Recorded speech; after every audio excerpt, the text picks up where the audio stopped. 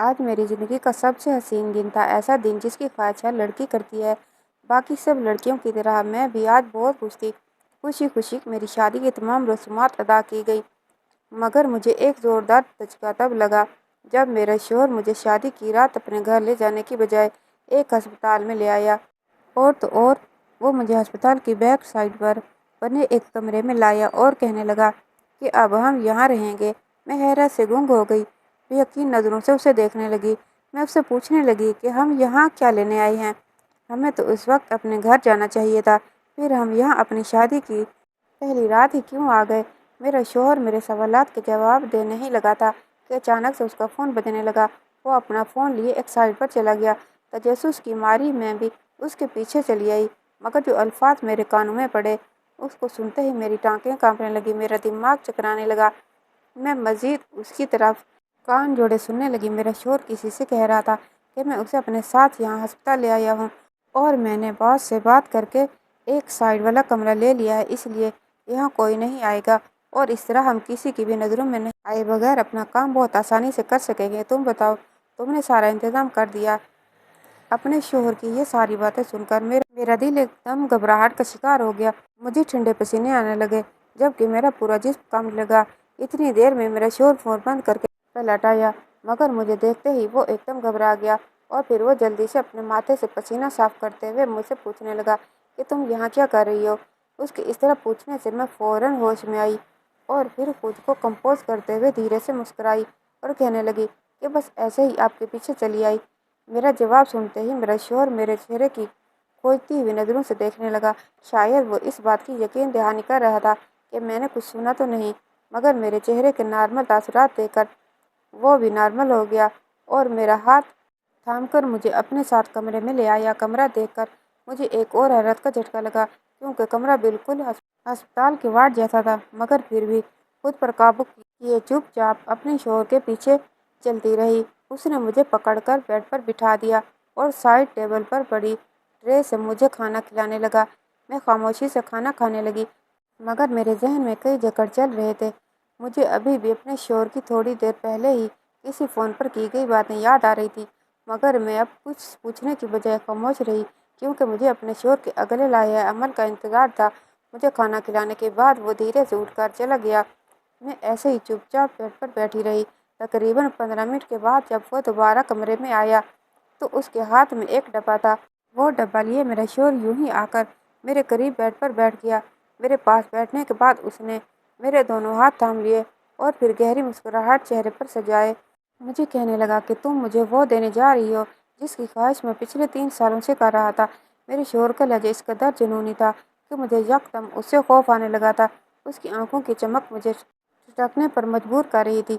ابھی میں اس کے الفاظ اور لہجے پر غور ہی کر رہی تھی کہ اچانک میرے شوہر نے اس ڈبے سے جو وہ ابھی لے کر آیا تھا اس میں سے ایک انجیکشن نکالا اور جلدی سے میرے بازو پر لگا دیا۔ انجیکشن کے لگتے ہی یکدم میرا سر چکرانے لگا اور میرے آنکھوں کے آگے اندھیرا چھانے لگا۔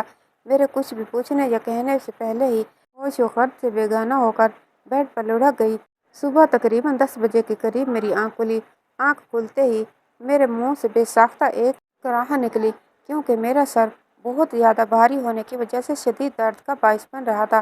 میرا پورا وجود ٹوٹ رہا تھا۔ میں عجیب سی کیفیت میں مبتلا تھی۔ کچھ دیر یوں ہی چھت کو تکتے رہنے کے بعد میں ہمت کر کے اٹھنے لگی کہ یکدم میری نظر اپنے جسم پر پڑی تو میری جان ہی نکل گئی۔ میں پھٹی پھٹی نظروں سے اپنا لباس دیکھنے لگی، کیونکہ میں نے رات جو عروسی لباس سے وطن کیا تھا وہ اب میرے جسم پر نہیں تھا، بلکہ ایک سادہ سا سوٹ میرے جسم کے ساتھ چپکا پڑا تھا۔ یہ دیکھتے ہی میرا وجود کانپنے لگا۔ کئی طرح کی سوچیں میرے ذہن میں گردش کرنے لگی۔ مجھے بہت کچھ غلط ہونے کا احساس بہت شدت سے ہونے لگا۔ میں گھبراتے ہوئے جلدی سے ادھر ادھر دیکھنے لگی۔ میں نے بدحواسی میں پورے کمرے میں نظریں دوڑائیں تو مجھے میرا شوہر تو نظر نہیں آیا، مگر میری نظر فرش پر پوچھا لگاتی ایک عورت پر پڑی۔ میں نے حیرانگی سے اس عورت کو دیکھا، کیونکہ رات تک یہاں میرے اور میرے شوہر کے علاوہ کوئی نہیں تھا، تو یہ عورت یہاں کیسے آئی؟ وہ عورت بھی مجھے یوں دیکھ رہی تھی جیسے میں کوئی عجوبہ ہوں۔ اس کی نظریں مجھ پر بہت مشکوک سی لگ رہی تھی، مگر میں پھر بھی اس سے مخاطب ہوئے پوچھنے لگی، میرے کپڑے کس نے بدلے اور میرا شوہر کہاں ہے اور تم یہاں کیا کر رہی ہو؟ کیا تمہیں میرے شوہر نے یہاں پر کام کے لیے رکھا ہے؟ میرے سوالات سنتے ہی وہ کہنے لگی کہ مجھے آپ سے کسی بھی قسم کی گفتگو کرنے سے منع کیا گیا ہے، اس لیے میں آپ کے سوال کا جواب نہیں دے سکتی۔ وہ میرے منہ پر مجھے میرے سوالات کے جواب دینے سے صاف انکار کرتی اپنا پوچھا اٹھا کر باہر چلی گئی، جبکہ میں حیرت میں ڈوبی چپ چاپ اس کا منہ تکتی رہی۔ میں ایک دم پریشان ہو چکی تھی کہ آخر میرے ساتھ یہ سب کیا ہو رہا ہے۔ آخر وہ کیسا انجیکشن تھا جو رات میرے شوہر نے مجھے لگایا تھا؟ اور تو اور یہ میرا شوہر ایک دم کہاں غائب ہو گیا ہے؟ ایک ہی دن میں اتنی عجیب حرکات و سکنات دیکھ کر مجھے عجیب ڈر لگنے لگا تھا۔ بے ساختہ مجھے خیال آیا کہ کہیں میرا شوہر میرے ساتھ کچھ غلط تو نہیں کر رہا۔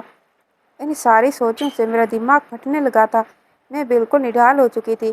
میں دوبارہ بیڈ پر گر گئی اور خاموشی سے چھت کو گھورنے لگی۔ ابھی مجھے 5 منٹ ہی گزرے تھے کہ وہی عورت ہاتھ میں کھانے کی پلیٹ لیے اندر آئی، جبکہ اس کے پیچھے ہی میری ماں بھی اندر داخل ہوئی۔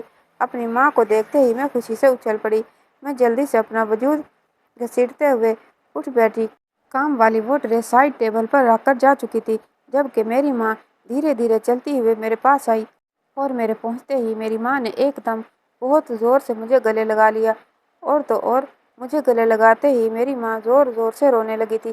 اپنی ماں کی ایسی حالت دیکھ کر میں دنگ رہ گئی۔ میں نے تو ابھی اپنی ماں کو کل سے لے کر اب تک ہونے والے واقعات کے بارے میں کچھ بھی نہیں بتایا تھا، تو پھر میری ماں کس وجہ سے رو رہی تھی؟ میں نے اپنی ماں کا چہرہ اپنے ہاتھوں میں لیا اور ان سے پوچھنے لگی، اماں کیا ہوا ہے؟ میرے سوال پوچھتے ہی اماں ایک دم گھبرا گئی۔ اماں نے جلدی سے اپنے آنسو صاف کیے اور کہنے لگی، کچھ نہیں بیٹی، بس تجھے رخصت کر کے اداس ہو گئی تھی، اس لیے رہا نہیں گیا تو تجھے ملنے آ گئی، اور پھر تجھے دیکھتے ہی میں اپنے دل پر قابو نہ رکھ سکی اور بے اختیار ہو کر رونے لگی۔ اماں نے مجھے لمبی چوڑی وضاحت تو دے دی تھی، لیکن میرا دل پھر بھی مطمئن نہیں ہوا تھا۔ میں کھوتی نظروں سے اماں کو دیکھنے لگی، جبکہ خود کو یوں تکتے پا کر اماں اپنے چہرے پر پسینہ صاف کرنے لگی، مگر اماں کے ہاتھوں کی کپ کپاہٹ صاف دکھائی دے رہی تھی۔ اماں کا ایسا مشکوک رویہ مجھے حیرت میں مبتلا کر رہا تھا، کیونکہ کل مجھے رخصت کرتے وقت اماں حد سے زیادہ خوش تھیں، یہاں تک کہ اماں نے رخصتی کے وقت ایک آنسو تک نہیں بہایا تھا۔ میں مزید اماں سے کچھ پوچھنے لگی تھی کہ ایک دم زور سے میرا شوہر دروازہ کھول کر اندر چلا آیا۔ جیسے ہی میرے شوہر کی نظر اماں پر پڑی تو وہ تیکھی نظروں سے اماں کو دیکھتے ہوئے پوچھنے لگا، آپ یہاں صبح ہی صبح کیا لینے آئی ہو؟ اماں میرے شوہر کا سوال سنتے ہی گھبراتے ہوئے کانپتی آواز میں بولی کہ بس بیٹا، اپنی بیٹی کو دیکھنے چلی آئی تھی۔ اماں کا جواب سنتے ہی آنکھوں ہی آنکھوں سے میرے شوہر نے اماں کو نہ جانے ایسا کیا کہا کہ وہ فوراً سے بیڈ سے اٹھ گئی اور پھر مجھے گلے لگا کر کہنے لگی، میں چلتی ہوں، 2-4 دن تک پھر چکر لگاؤں گی۔ مجھے اماں اور اپنے شوہر کا رویہ حیرت میں مبتلا کر رہا تھا۔ مجھے سمجھ نہیں آ رہی تھی کہ آخر یہ دونوں آنکھوں ہی آنکھوں میں کیا باتیں کر رہے ہیں، اور اماں میرے شوہر کی اتنی تابعداری کیوں کر رہی ہے؟ کہیں اماں بھی میرے شوہر کے ساتھ مل کر میرے ساتھ کچھ غلط تو نہیں کر رہی ہے نا؟ ایسے بہت سے سوالات میرے ذہن میں الجھ کر رہ گئے تھے، کیونکہ میں خاموش تماشائی بنے ان دونوں کی کارروائی دیکھ رہی تھی، کیونکہ مجھ سے کچھ پوچھنا تو دور کی بات، کسی نے مجھے بلایا تک نہیں تھا۔ اماں کے جاتے ہی دروازہ بند کر کے میرے شوہر میرے پاس چلا آیا۔ اس نے مجھے کھانا کھلایا اور کچھ میڈیسنز کھلانے لگا۔ میں نے بہت سے سوالات پوچھنے چاہے، لیکن میرے شوہر نے میری ایک نہ سنی، اور پھر ادویات میں نہ جانے ایسا کیا نشہ تھا کہ میری آنکھ لگ گئی۔ میں یوں ہی گہری نیند سو رہی تھی کہ ایک نرس میرے کمرے میں آئی اور مجھے اٹھانے لگی۔ جیسے ہی میری آنکھ کھلی تو وہ مسکراتے ہوئے مجھ سے کہنے لگی کہ جلدی سے اٹھ جائیں، سر آتے ہی ہوں گے اور ان کے آنے سے پہلے پہلے مجھے آپ کو تیار کرنا ہے۔ اس نے اپنے ہاتھ میں پکڑا نیلے رنگ کا بیگ دروازے کے پاس پڑے میز پر رکھ دیا اور اس میں سے ایک میرون رنگ کا لمبی فراک نکال کر مجھے پکڑاتے ہوئے بولی کہ آپ یہ پہن کر جلدی سے آئیں تاکہ میں جلدی جلدی آپ کا اچھا سا میک اپ کر لوں۔ میں نیند سے بھری آنکھوں کو کھولتے ہوئے اسے ناسمجھی سے دیکھنے لگی تو وہ مجھے اچھے سے سنجھوڑ کر بولی کہ پلیز جلدی کریں، ہمارے پاس ٹائم بہت کم ہے۔ مجھے حیرت کے جھٹکے لگ رہے تھے، کیونکہ ایک تو میرا شوہر روم میں نہیں تھا اور دوسرا اس لڑکی کا یہاں آنا اور ایسی باتیں کرنا میرے ساتھ چکرانے لگا۔ میں اپنی جگہ پر ویسے ہی بت بنے بیٹھی رہی تو وہ لڑکی زبردستی مجھے اٹھاتے ہوئے واش روم تک لائی اور مجھے وہ فراق تھما کر واش روم کے اندر دھکیل کر دروازہ بند کر گئی۔ میری سمجھ میں کچھ نہیں آ رہا تھا، نہ جانے کیا ہو جا رہا تھا میرے ساتھ۔ سوچ سوچ کر میرا بھی دماغ پھٹ رہا تھا، اس لیے میں خود کو وقت کے دھارے پر چھوڑتے ہوئے اس لڑکی کی دی گئی فراق پہنے باہر آ گئی۔ مجھے دیکھتے ہی وہ لڑکی مسکراتے ہوئے بولی، what's like the good girl, اب جلدی سے آئیں، میں آپ کو تیار کروں۔ میں اس کی کسی بھی بات کا جواب دیے بنا چپ چاپ بیڈ پر جا کر بیٹھ گئی۔ میرے بیٹھتے ہی وہ لڑکی جھٹ سے اس نیلے بیگ میں سے بیوٹی باکس نکال کر لائی اور پھر جلدی جلدی ہاتھ چلاتے ہوئے مجھے اچھے سے تیار کرنے لگی۔ جیسے ہی وہ مجھے تیار کر کے فارغ ہوئی تو وہ مجھے ستائشی نظروں سے دیکھتے ہوئے مسکرانے لگی اور پھر اس نے بڑا سا شیشہ میرے چہرے کے آگے رکھ دیا۔ جیسے ہی میری نظر شیشے سے ہوتے ہوئے اپنے چہرے پر پڑی تو بے ساختہ میرے ہونٹوں پر مسکراہٹ پھیل گئی۔ میں واقعی بہت خوبصورت لگ رہی تھی اور اس لڑکی نے بلا شبہ بہت نفاست سے مجھے تیار کیا تھا۔ خود کو نہارتے یکدم ایک خیال سے میرا دل سکڑ کر رہ گیا۔ لاشعوری طور پر میرے ذہن میں ایک خیال آ کر آخر مجھے کس کے لیے اتنا تیار کیا جا رہا ہے، کیونکہ تیار تو میں کل بھی ہوئی تھی، مگر میرا تیار ہونا رائے گاں ہی گیا تھا، تو پھر آج دوبارہ یوں مجھے کیوں اتنا سجایا جا رہا تھا؟ کیا میرا شوہر مجھے آج معتبر ٹھہرانا چاہتا تھا یا پھر کوئی اور وجہ تھی؟ میں انہی سوچوں میں گم تھی کہ مجھے خبر ہی نہ ہوئی کہ وہ لڑکی اپنا بیگ اٹھائے کب کی جا چکی تھی۔ میں یوں ہی خاموشی سے بیڈ کے گراؤنڈ سے ٹیک لگائے آنکھیں موندے بیٹھی تھی کہ تقریباً رات 8 بجے کے قریب میرا شوہر کمرے میں داخل ہوا اور اس بار آ کر دھیرے سے مجھے بلایا تو میں جھٹ سے اٹھ گئی۔ مجھے دیکھتے ہوئے مسکرانے لگا، میرا داہنا ہاتھ تھام کر اپنے لبوں سے لگاتے ہوئے کہنے لگا کہ شاہنشاہ نے واقعی تمہیں بہت پیارا تیار کیا ہے۔ اب تو کام کرنے میں میرے دوستوں کو واقعی بہت مزہ آئے گا۔ میرے شوہر کے الفاظ اور اس کے لب و لہجے نے مجھے بہت حیرت کے پہاڑ توڑ دیے۔ میں بے یقینی سے اس کی طرف دیکھنے لگی۔ مجھے دیکھتے ہی وہ ایک دم زور سے ہنسنے لگا اور کہنے لگا، تمہیں میری باتوں پر دھیان دینے کی ضرورت نہیں ہے، میں تو بس یوں ہی بول رہا ہوں۔ تم چلو جلدی سے کھانا کھا لو کیونکہ پھر تمہارے جسم کو بہت مشقت بھی کرنی ہے۔ اتنا کہتے ہی وہ کھانے کی ٹرے میرے آگے رکھے مجھے کھانا کھلانے لگا۔ میں کٹ پتلی بنی چپ چاپ اس کی کہی باتوں پر عمل کرنے لگی جبکہ میرا دماغ بہت سے سوالات اور الجھنوں سے پھٹا جا رہا تھا۔ مجھے میرے شوہر کی باتیں حیران اور پریشان کر رہی تھی اور پھر اس کی آنکھوں کی چمک دیکھ کر میرا دل ڈوب رہا تھا۔ کھانا کھانے کے درمیان میں میرے شوہر نے مجھے ایک لفظ نہ کہنے دیا، اس لیے جیسے ہی کھانا ختم ہوا میں جلدی جلدی بولنے لگی کہ میرا شوہر فوراً اٹھ کر باہر چلا گیا اور جب وہ واپس آیا تو اس کے ہاتھ میں کل والا وہی باکس تھا جس میں سے اس نے مجھے انجیکشن نکال کر لگایا تھا۔ آج پھر وہی انجیکشن دے کر میرے اوزان قطع ہو گئے، میرے ہاتھ پیر بے ساختہ کانپنے لگے اور میرے دل میں فوراً سے خیال آیا کہ کیا آج پھر میرا شوہر مجھے بے ہوش کر کے بے بس کرنے والا ہے؟ میں آج پھر ہوش و حواس سے بیگانہ نہیں ہونا چاہتی تھی، اس لیے گھبراتے ہوئے اپنے شوہر سے پوچھنے لگی کہ یہ آپ کے ہاتھ میں کیسا انجیکشن ہے؟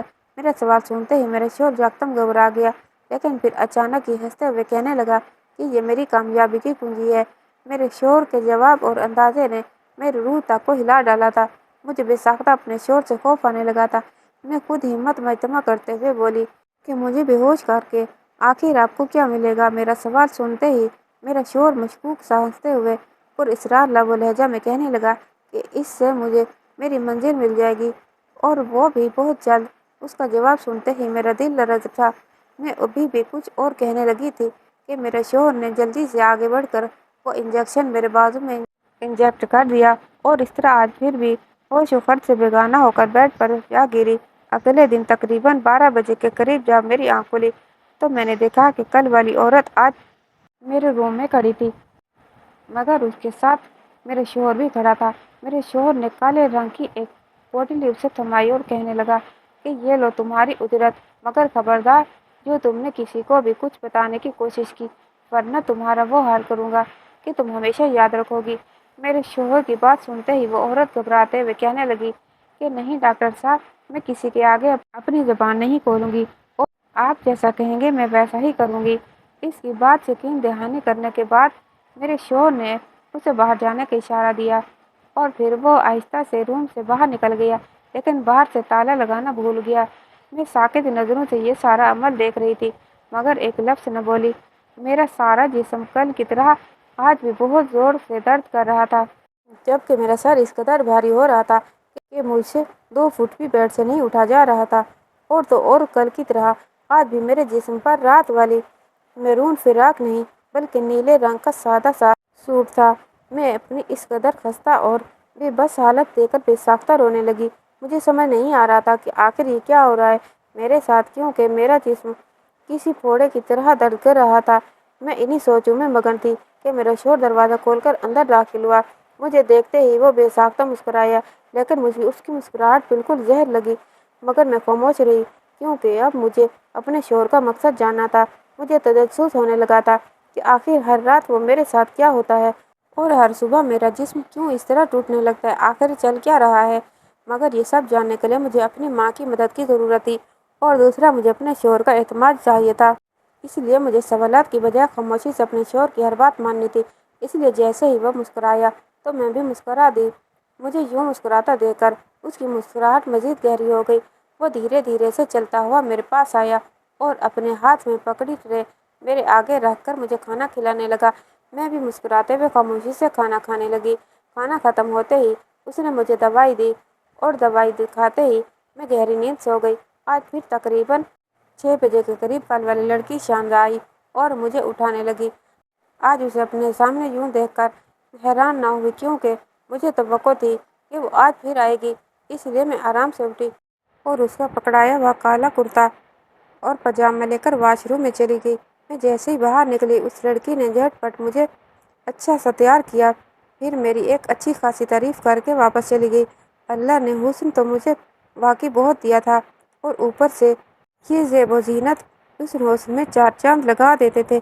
मैं यूं ही खुद को तकते तकते खुश हो रही थी कि मेरा शोर कमरे में दाखिल हुआ। उसे देखते ही जहाँ मेरी मुस्कुराहट थी थमी की थमी रह गई, वहीं उसकी मुस्कुराहट गहरी हो गई थी। मैं जल्द ही खुद को कंपोज किए दोबारा मुस्कुराने लगी थी। वो मुस्कुराते हुए मेरे पास आया और उसने अपने हाथ में पकड़ा हुआ वही इंजेक्शन वाला बॉक्स साइड टेबल के दराज में रख दिया। अब वो मुकम्मल तौर पर मेरी तरफ मुतवज्जो हो चुका था। मुझे देखते ही देखते उसकी आंखों में चमक सी दौड़ गई। वो मेरे कान के करीब सरगोशी सनमा अंदाज में कहने लगा कि मेरा मकसद अब मुझे सिर्फ कुछ दिनों के फासले पर है। फिर देखना, मुझे अपना कई सालों की रियासत का सिला मिल जाएगा। मैं वो पालूंगा जिसके लिए मैं बहुत भटका हूँ, लेकिन वो सब सिर्फ और सिर्फ तुम्हारी वजह से मुमकिन होने जा रहा है। इसलिए तुम्हारा बहुत बहुत शुक्रिया। वह मुस्कुराते हुए मुझे सब कुछ कहे जा रहा था, जबकि मैं साकित नज़रों से उसे देखते हुए सब कुछ खामोशी से सुने जा रही थी। मुझे बिल्कुल खामोशी देखकर मेरे शोहर ने मुझे खाना खिलाया और फिर साइड दराज से इंजेक्शन निकाला, और फिर धीरे से कहने लगा कि इसके दर्द के लिए मुझे माफ़ कर देना, लेकिन ये बहुत ही ज़रूरी है। और ये कहते ही उसने मुझे इंजेक्शन लगा दिया। अगले दिन सुबह फिर वही मामला हुआ। आज फिर वही औरत काली सी पोटली अपने दुपट्टे में छुपाए हुए हमारे कमरे से जा रही थी। मैंने जैसे ही उसे आवाज़ दी तो वह मुझे देखते ही जल्दी से बाहर निकल गई, मगर उसके जाते ही अम्मा अंदर दाखिल हुई। अम्मा को देखते ही मुझे बहुत हौसला मिला। मैंने अम्मा को फ़ौरन अपने पास बुलाया और मुझे रोते हुए अम्मा को सब कुछ बताने लगी। मैंने अम्मा को हर रात मेरे शोहर का मुझे इंजेक्शन लगाने से लेकर हर सुबह उस औरत का एक पोटली लेकर जाने तक, और फिर हर शाम एक लड़की का आकर मुझे तैयार से लेकर सुबह उठते ही मेरे जिस्म के एक एक अज़ा के दर्द करने तक, मैंने हर चीज़ अम्मा को बताई। जैसे जैसे अम्मा को बताती गई, अम्मा के चेहरे का रंग बदलता गया। मेरी बात मुकम्मल होने तक अम्मा को बाकायदा ठंडे पसीने आने लगे थे, और जैसे ही मेरी बात मुकम्मल हुई अम्मा झट से कहने लगी कि जो कुछ भी तुम्हारे साथ हो रहा है ये सब तुम्हारे भले के लिए है, और खबरदार जो तुमने इसका जिक्र किससे भी किया, वरना मुझे अपनी माँ मत कहना। अम्मा की हालत और रवैया देखकर मुझे बहुत सख्त झटका लगा था, क्योंकि मुझे तो लगा था कि अम्मा मेरा साथ देंगी, मुझे इस सब से बचा लेंगी। मगर अम्मा ने तो साफ इनकार कर दिया था, और तो और मुझे कुछ भी करने से मना कर दिया था। मैं हैरत में डूबी हुई अम्मा को देखती रही, लेकिन फिर जल्द खुद को कंपोज करके अम्मा से कहने लगी कि ठीक है अम्मा, जैसे आप कहें मैं वैसे ही करूँगी। अम्मा को तो मुतमिन करके मैंने भेज दिया था, लेकिन अब मुझे और भी बहुत ज़्यादा बेचैनी होने लगी थी। अब तो मुझे हर हाल में सच जानना था। इसलिए अम्मा को जाते ही मैं चुपके से अपने कमरे से निकलकर अस्पताल के अंदर चली आई, और फिर किसी की भी नज़रों में आए बगैर मैंने फार्मेसी से एक ऐसा इंजेक्शन खरीदा जिसका कोई भी इफेक्ट ना हो। वह इंजेक्शन लिए मैं फटाफट अपने कमरे में वापस चली आई। सारा दिन मामूल के मुताबिक मैंने गुजारा था। आज भी मुझे वैसे ही तैयार किया गया था, और फिर रात को जब खाना खिलाने के बाद मेरे शोहर ने मुझे इंजेक्शन लगाना चाहा था, तो मैंने जिद कर ली कि मुझे अभी के अभी आइसक्रीम खानी है, इसलिए मुझे आइसक्रीम लाकर दी जाए, वरना मैं किसी कीमत पर इंजेक्शन नहीं लगवाऊंगी। मेरी जिद के आगे हार मानते हुए मेरा शोहर आइसक्रीम लाने की खातिर जैसे ही रूम से बाहर निकला, मैंने फ़ौरन से वो इंजेक्शन अपने लाए हुए इंजेक्शन के साथ बदल दिया। कुछ देर बाद मेरा शोहर आइसक्रीम ले आया میں نے خوشی خوشی آئس کریم کھا کر انجیکشن لگوایا اور پھر بے ہوش ہونے کی ایکٹنگ کرنے لگی۔ جیسے ہی میرے شوہر کو اندازہ ہوا کہ میں سو چکی ہوں، اس نے فوراً ہی کچھ لوگوں کو فون کر کے اندر بلوا لیا۔ کچھ ہی دیر میں میرے ارد گرد بہت سے لوگ جمع ہونے لگے تھے۔ اتنے لوگوں کی قدموں کی آواز سن کر میرا دل بند ہونے لگا تھا۔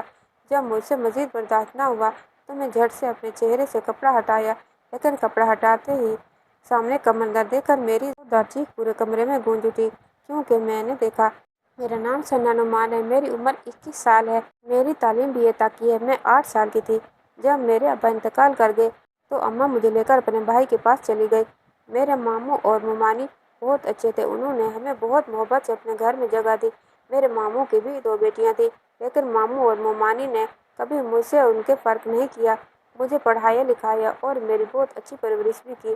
ایک دن اچانک میری طبیعت بہت خراب ہو گئی تھی تو اماں اور ماموں مجھے اپنے فیملی ڈاکٹر کے پاس لے گئے، مگر نہ جانے مجھے ایسا کیا مرض لاحق ہو گیا تھا کہ ڈاکٹر نے بھی جواب دے دیا۔ تو مجبوراً وہ لوگ مجھے ایک بڑے سے ہسپتال میں لے آئے، وہاں پر میرا علاج شروع ہو گیا۔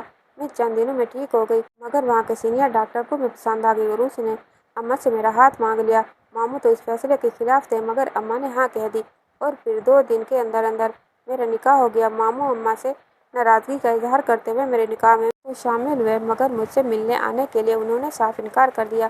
اپنی شادی کے دن باقی لڑکیوں کی طرح میں بھی خوش تھی، مگر جیسے ہی میرا شوہر مجھے اپنے گھر لے جانے کی بجائے ہسپتال کے ہی بیک سائڈ پر بنے ایک کمرے میں لے آیا تو مجھے کچھ غلط ہونے کا احساس ہونے لگا، اور پھر آہستہ آہستہ ایسے بہت سے واقعات ہوئے کہ مجھے اپنے شوہر پر شک ہونے لگا، اور پھر سچ جاننے کی خاطر میں نے ایک دن اپنا انجیکشن بدل دیا۔ جیسے ہی میں نے اپنے آس پاس بہت ہلچل ہوتی دیکھی تو میں نے یکدم اپنے چہرے سے کپڑا ہٹایا، لیکن کپڑا ہٹاتے ہی سامنے کا منظر دیکھ کر میری زوردار چیخ پورے کمرے میں گونج اٹھی، کیونکہ میں نے دیکھا کہ پورے کمرے میں جا بجا مشینیں پڑی ہوئی تھیں اور میرے بیڈ کے دونوں طرف 2 نرسیں ماسک پہنے ہوئے میرے اوپر جھکنے کو تیار تھیں، جبکہ میرا شوہر بھی ماسک پہنے ہاتھ میں پلیٹ سا پکڑے ہوئے طرف بڑھ رہا تھا۔ ان سب کو یوں دیکھ کر میرے رونگٹے کھڑے ہو گئے۔ مجھے لگا کہ شاید یہ لوگ میرے جسمانی اعضاء کاٹ کر بیچنے والے ہیں، اس لیے میں ڈرتے ہوئے یکدم چیخ کر اٹھ بیٹھی۔ مجھے یوں اٹھتے دیکھ کر سب حیرت سے ایک دوسرے کو دیکھنے لگے، اور پھر میرے شوہر نے سب کو باہر جانے کا اشارہ کیا۔ جیسے ہی سب لوگ باہر گئے، میرا شوہر میرے پاس بیڈ پر بیٹھ کر میرے دونوں ہاتھ تھام کر مجھے دیکھنے لگا، جبکہ میرا پورا وجود ابھی بھی کانپ رہا تھا۔ میں ہراساں نظروں سے اپنے شوہر کو دیکھنے لگی تو وہ میری حالت سمجھتے ہوئے کہنے لگا کہ مجھ سے ڈرو مت، میں تمہارا محافظ ہوں، اور اب میں جو بھی کہنے جا رہا ہوں اس پر یقین کرنا۔ اور پھر وہ دھیرے دھیرے وہ سچ میرے سامنے لانے لگا جس نے مجھے شرمندگی کی اتھاہ گہرائیوں میں پھینک دیا، اور ساتھ ہی ساتھ مجھے اپنی قسمت پر رشک بھی ہونے لگا، کیونکہ مجھے سامنے بیٹھے شخص سے نوازا گیا تھا میرا شوہر کہنے لگا کہ میں نے ابھی اپنی ڈگری مکمل ہی کی تھی کہ میرے گھر والے مجھ پر شادی کا دباؤ ڈالنے لگے، مگر مجھے ابھی بھی شادی نہیں کرنی تھی، کیونکہ مجھے لڑکیوں میں کسی قسم کی کوئی دلچسپی نہیں تھی۔ اس لیے میں نے اپنی ہاؤس جاب شروع کر دی۔ ایک دن میں یوں ہی بیٹھا فیس بک پر سکرولنگ کر رہا تھا کہ ایک تصویر میرے سامنے آئی، اور پھر میں نے تاعمر اس تصویر کو اسیر ہو گیا۔ میں نے جلدی سے وہ ID کھول کر اس لڑکی کی رہائش کا پتہ کرنا چاہا تو پتہ چلا کہ وہ دبئی کی رہائشی ہے۔ میں نے ٹھان لی تھی کہ شادی کروں گا تو صرف اسی لڑکی سے، اس لیے میں کچھ دنوں میں دبئی پہنچ گیا۔ وہاں جا کر میں نے اس لڑکی کو بہت تلاش کیا، مگر وہ مجھے کہیں نہ ملی، اس لیے میں پوری طرح مایوس ہو کر واپس پاکستان آ گیا۔ میرے گھر والوں نے دوبارہ مجھ سے شادی کا دباؤ ڈالا، لیکن میں نے صاف انکار کر دیا، اور پھر میں نے ایک پرائیویٹ ہسپتال میں سینئر ڈاکٹر کی حیثیت سے جاب شروع کر دی کہ ایک دن قسمت مجھ پر یوں مہربان ہوئی کہ اچانک وہی لڑکی میری ہی پیشنٹ بن کر اپنے ماموں اور ماں کے ساتھ میرے ہسپتال آ گئی۔ میں نے جب اچھے سے جانچ پڑتال کی تو پتہ چلا کہ وہ لڑکی شروع سے پاکستان کی رہائشی تھی، اس نے اپنی ID پر غلط رہائش لکھی ہوئی تھی۔ پھر جب میں نے اس لڑکی کی رپورٹس دیکھی تو مجھے بہت دکھ ہوا۔ اسے جگر کا کینسر تھا، اور یہ کینسر اس کے گردوں کو بھی افیکٹ کر گیا، اور اب دھیرے دھیرے پھیلتے پھیلتے اس کی ہڈیوں کو زہریلا کر رہا تھا۔ اسے ہر وقت انڈر آبزرویشن رکھنے اور بہت زیادہ کیئر کی ضرورت تھی۔ ایک تو میں اس سے بہت زیادہ محبت کرتا تھا، اور دوسرا اس کے اس قدر سنگین حالت میں ہونے کی وجہ سے میں نے فوراً اس سے شادی کر لی، اور اس کے علاج کی خاطر میں نے ہسپتال انتظامیہ سے بات کر کے اس لیے ہسپتال کی بیک سائڈ پر روم لے لیا تاکہ بروقت اس کا علاج کیا جا سکے، چونکہ اس کی بیماری بہت بڑھ چکی تھی، جس کی وجہ سے اس کے بچنے کے چانسز صرف 10% تھے، جبکہ مرنے کے چانسز 90% تھے۔ مگر اس سے موت سے بچانے کے لیے یہ بیماری اس سے چھپا کر رکھی گئی تھی۔ اسے ہر وقت کسی نہ کسی سوچ میں الجھائے رکھنا تھا تاکہ وہ اپنی گرتی ہوئی صحت کے بارے میں نہ سوچے۔ اس لیے میں ہر شام اسے بہت اچھا سا تیار کرواتا اور ہر رات اسے بہت بے ڈھنگی باتیں کرتا تھا۔ اس کی ماں نے بھی اس کی زندگی کی خاطر اسے کچھ نہیں بتایا تھا اور اس میں ہر رات اس کو بے ہوش کر کے اپنی کولیگز کے ساتھ مل کر اس کا علاج کرتا تھا، کیونکہ اگر وہ ہوش میں ہوتی تو اس کا جسم یہ سب برداشت نہ کر پاتا۔ اور وہ لڑکی کوئی اور نہیں، میری بیوی، میری شریک حیات ثنا نعمان نے۔ جیسے ہی میرے شوہر نے مجھے سچائی بتائی، میری آنکھوں سے آنسو جاری ہو گئے، ندامت کے آنسو اور شکرانے کے آنسو۔ میرے شوہر نے کس قدر مجھے چاہا، لیکن میں نے اسے کتنا غلط سمجھا، جبکہ دوسری طرف اللہ نے اتنا چاہنے والا، اتنا محبت کرنے والا شوہر دیا تھا جو مجھے موت کے منہ سے نکالنے کی سرتوڑ کوششیں کر رہا تھا۔ میں نے اپنے شوہر کے سامنے اپنے دونوں ہاتھ جوڑ دیے، مگر وہ میرے ہاتھ نیچے کیے محبت سے مجھے اپنے سینے سے لگا گیا۔ اس وقت میں خود کو دنیا کی خوش قسمت ترین لڑکی محسوس کر رہی تھی۔ میں نے اس کے سینے سے سر نکال کر اپنے شوہر کو دیکھتے ہوئے کہا، چلیں اب جلدی سے مجھے بے ہوشی کا انجیکشن لگائیں اور علاج شروع کریں تاکہ ہم دونوں ایک خوشحال زندگی کا آغاز کر سکیں۔ میری بات سنتے ہی میرا شوہر پورے دل سے مسکرایا، پھر اس نے مجھے انجیکشن لگایا اور پھر میرا علاج شروع کر دیا۔ کہانی کیسی لگی کمنٹ باکس میں رائے کا اظہار کیجیے گا اور ویڈیو کو لائک اور چینل کو سبسکرائب کیجیے گا۔